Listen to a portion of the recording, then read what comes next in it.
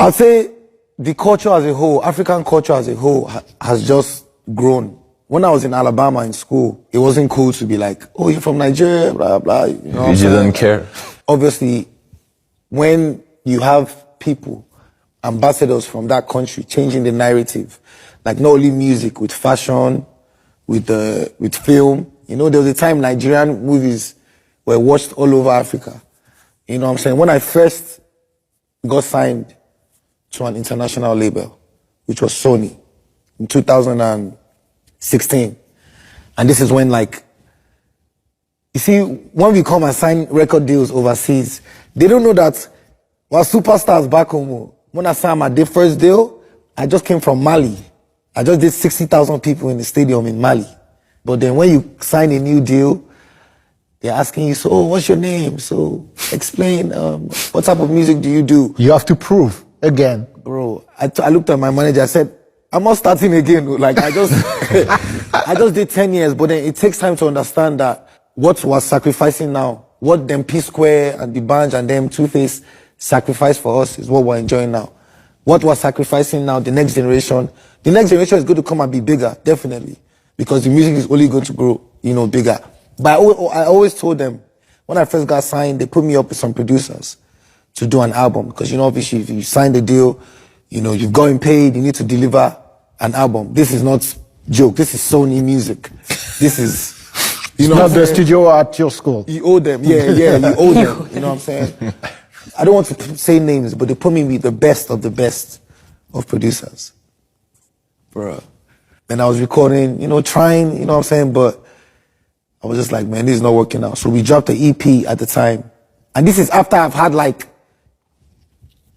8 years of smash hits in Africa. Like, I'm doing stadiums, like, people are fainting. Like, you understand? Like, But only in Africa? Yes. Oh, no, only in Africa. But no, not only in Africa. Everywhere in the world. Everywhere in the world. Worldwide. It's not being seen. Like, it's Africans coming to the show, but it's not like being seen. Mm-hmm. When I was 22, I did 8,000 people in Paris. When I was 22 years old, this is how many years ago? 8,000. Obviously, like, then they were not playing us on the radio, they're not putting it on TV. You can't see it. You know what I'm saying? There's no proof. Because it's African music? Because before the institutions like Sony, now we have Live Nation. Live Nation is ticketed. Is online tickets. They can look and say, okay, Davido sold 18,000 tickets in New York. He sold, but then they couldn't see it. You know what I'm saying? Now we have companies that are behind us. You know what I'm saying?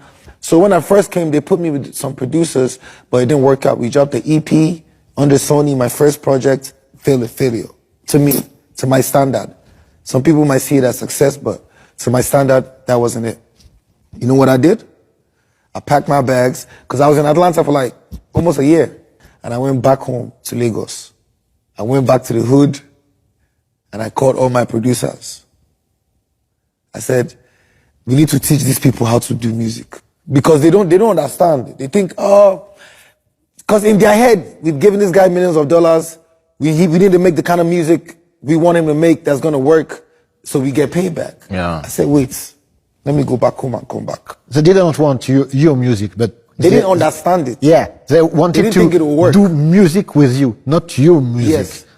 So I went back home and I got back to my original producers, the ones in the hood that I've never traveled before.